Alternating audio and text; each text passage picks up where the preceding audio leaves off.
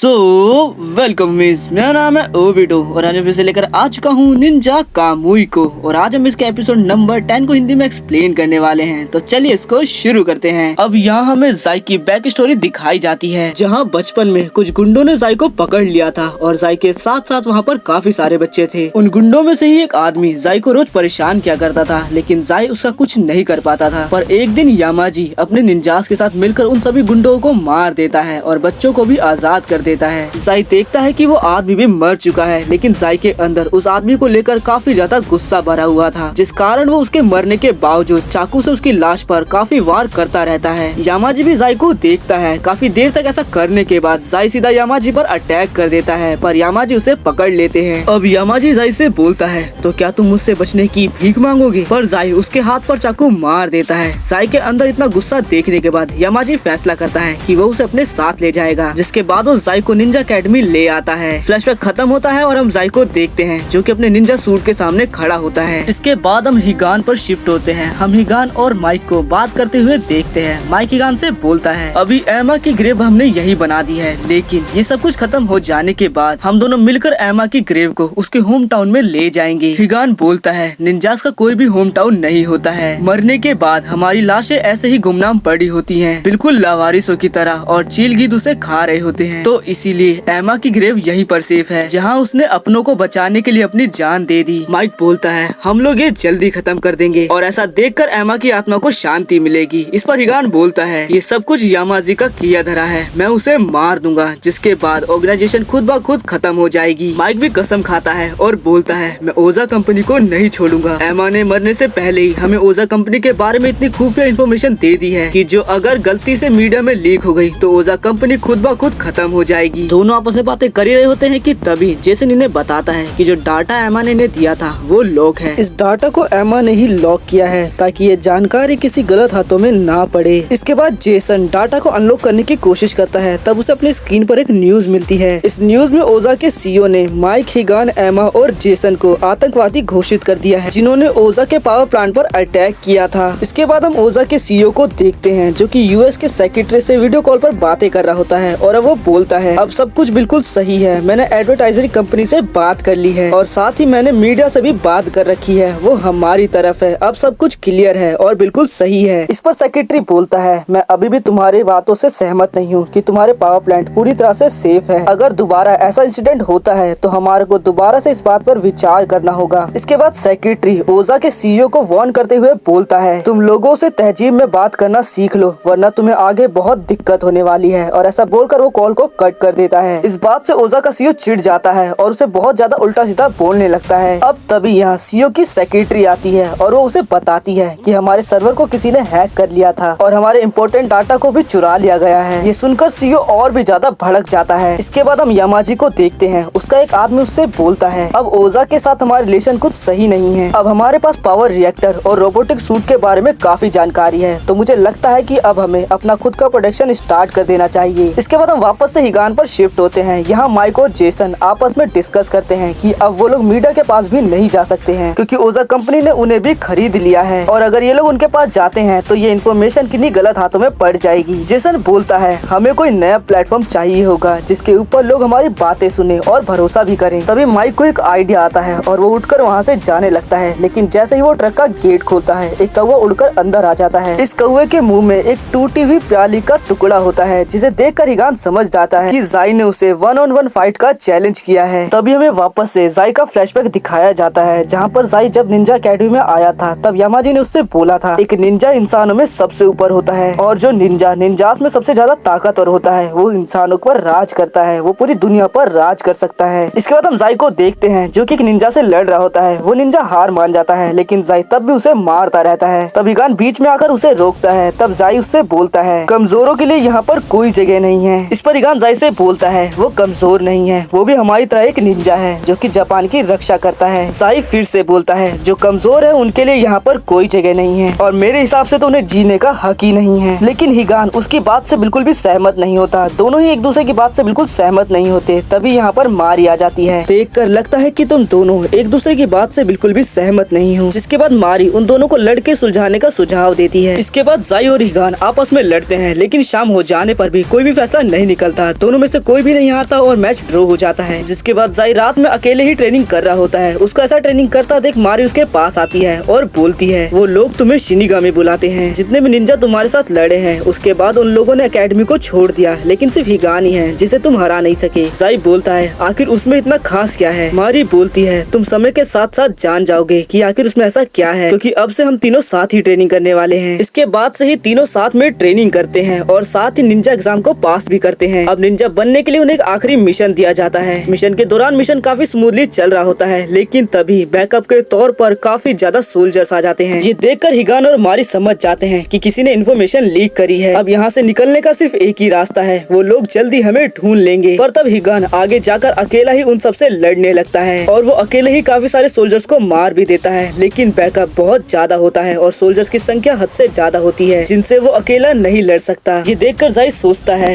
कमजोरों को जीने का कोई हक नहीं है, कमजोर हमेशा ही मारे जाते हैं। ऐसा सोचकर वो खुद को मरने के लिए वहीं पर झुक जाता है, लेकिन जब वो आँख खोलता है तो उसके सामने हिगान होता है और अब हिगान और मारी बाकी के बचे सोल्जर्स को मार देते हैं। ये देखकर जाई को रियलाइज होता है कि कुछ चीजें वो अकेला नहीं कर सकता। इसके बाद तीनों मिलकर बाकी के सोल्जर्स को मार देते हैं और मिशन को कंप्लीट कर देते हैं। आगे हमें पता चलता है कि ये सारा काम यामाजी का किया धरा था। उसने ही सोल्जर्स को इन्फॉर्मेशन दी थी ताकि इसकी मदद से वो तीनों निंजास को टेस्ट कर पाए और उनमें से स्ट्रॉन्गेस्ट का पता लगा पाए। मिशन के बाद जाई हिगान और मारी के पास जाकर उनसे बोलता है आखिर तुम लोगों ने मेरी मदद क्यों करी। हिगान बोलता है हमें जो अच्छा लगा हमने वो किया, इसमें कोई शक नहीं है कि तुम बहुत ज्यादा स्ट्रॉन्ग हो, लेकिन अगर वही काम हम तीनों मिलकर साथ में करेंगे तो हम कुछ अच्छा अचीव कर पाएंगे। तब मारी भी जाई से कहती है तुम खुद को अकेला मत समझो। दोनों की बातें सुनकर जाई थोड़ा इमोशनल हो जाता है और बताता है कि बचपन में मेरे माँ बाप ने मुझे मरने के लिए पहाड़ों में छोड़ दिया था। तब उस वक्त इन कौवों ने मुझे खाना खिलाया और जिंदा रखा और इस टाइम मुझे सिर्फ दो ही चीजों पर भरोसा है, पहला मेरे कौवों पर और दूसरा मेरी खुद की स्ट्रेंथ पर। मैंने कभी भी किसी और से अपनी रक्षा की उम्मीद नहीं रखी है, ये मेरे लिए पहली बार था। और अब अगर मैं तुम दोनों का साथ देता हूँ तो क्या मैं एक अच्छा भविष्य देख पाऊंगा, क्या ये पॉसिबल है। इस पर मारी और हिगान दोनों ही हाँ करते हैं, जिसके बाद से ये तीनों दोस्त बन जाते हैं और अपने हर मिशन को साथ मिलकर पूरा करते थे। और जब हिगान और मारी निंजा के ऑर्गेनाइजेशन को छोड़ने की बात करते हैं तब वो ये बात जाई को भी बताते हैं। ये सुनकर जाई एकदम हैरान हो जाता है। तुम लोग ऐसा नहीं कर सकते हो, हम तीनों ने एक दूसरे की रक्षा करने का वादा किया था, क्या तुम ये भूल गए। हिगान बोलता है तुम हमें माफ कर देना, लेकिन हमने निंजा के कोड को तोड़ा है और इसीलिए ऑर्गेनाइजेशन में हमारी कोई जगह नहीं है। तब जाई अपनी तलवार निकालकर बोलता है तुम लोग मुझे अभी मार दो वरना मैं तुम दोनों को ढूंढ कर मार दूंगा। लेकिन इसे मारी और हिगान कुछ नहीं कहते और यहाँ से चले जाते हैं। इस चीज से जाई पूरी तरह से टूट जाता है और दोबारा से अकेला हो जाता है अपने कौवों के साथ। यहाँ प्रेजेंट टाइम में हिगान जाई से लड़ने के लिए पहुँच जाता है और अपनी पुरानी लोकेशन पर आ जाता है। तब जेसन हिगान से बोलता है तुम्हें जाई की बात को नहीं सुनना चाहिए और उससे नहीं लड़ना चाहिए। इस पर हिगान बोलता है जाई मेरे पास्ट का एक हिस्सा है, मैं अपने पास्ट को बिना फेस किए आगे नहीं बढ़ सकता। जिसके बाद हिगान और जाई अपने रोबोटिक सूट में आ जाते हैं एक दूसरे के आमने सामने। जाई हिगान से बोलता है मैंने तुमसे पहले ही कहा था निकाले हुए निंजास को मरना होगा और देखो अब हम दोनों एक दूसरे के आमने सामने हैं। यहाँ दूसरी तरफ माइक अपने बॉस से मिलने जाता है और बोलता है पहले मैं तुम्हारा एक एजेंट हुआ करता था, लेकिन अब बस मैं एक आतंकवादी बनकर रह चुका हूँ। मैं तुम्हारी इन्फॉर्मेशन के लिए बता दूं कि एमा मर चुकी है, लेकिन मरने से पहले उसने मुझे ओजा कंपनी के कुछ डर्टी सीक्रेट बताए हैं। एमा मरते दम तक अपनी ड्यूटी निभा कर गई, लेकिन तुम्हें देखो तुम ओजा कंपनी के एक पालतू कुत्ते बन चुके हो। पर मैं ये भी जानता हूँ कि अभी भी FBI में कुछ ईमानदार ऑफिसर्स हैं, तो मैं बस ये चाहता हूँ कि जो सबूत मुझे एमा ने दिए हैं मैं उन्हें तक पहुँचा दूं। पर तुम तो पहले ही ओजा के हाथों बिक चुके हो, लेकिन तुम्हें ये जरूर पता होगा कि आखिर वो कौन से एजेंट हैं जो कि काफी ज्यादा ईमानदार हैं। तो बस मैं यही चाहता हूँ कि तुम मुझे उनका नाम बता दो। इस पर माइक का बॉस बोलता है मुझे नहीं पता कि तुम किसके बारे में बात कर रहे हो, तुम बिल्कुल पागल हो चुके हो, मैं तुम्हारी बात क्यों मानूं। माइक बोलता है मैं यहाँ पर अपने बॉस से नहीं बल्कि अपने पुराने पार्टनर से बात करने आया हूँ जो कि लोगों की चिंता करता था और इंसाफ के लिए लड़ता था। लेकिन माइक का बॉस दोबारा बोलता है मुझे नहीं पता कि तुम किसके बारे में बात कर रहे हो। जिसके बाद वो पुलिस को कॉल कर देता है। तब माइक अपनी जान बचाकर यहाँ से भाग जाता है। यहाँ दूसरी तरफ हिगान और जाई आपस में लड़ रहे होते हैं। दोनों एक दूसरे को टक्कर का मुकाबला देते हैं। दोनों के इतना अटैक करने के बावजूद भी दोनों को कुछ नहीं होता। तब दोनों एक दूसरे को मुक्का मारते हैं। दोनों के मुक्का टकराने से दोनों का सूट टूट जाता है। जाई हिगान से कहता है जब तुम्हारे पास मौका था तब तुमने मुझे नहीं मारा, लेकिन अब मैं तुम्हें मार कर अपने पास्ट की गलती को साफ कर दूंगा। हिगान बोलता है मेरे पास अभी एक जरूरी काम है, तब तक तो मैं नहीं मर सकता। तब जाई बोलता है तो चलो आज इसे खत्म ही कर दे। और इसी के साथ ये वाला एपिसोड यहीं पर खत्म होता है। अब हम मिलेंगे नेक्स्ट एपिसोड में। जब तक के लिए मेरे चैनल को सब्सक्राइब जरूर करें।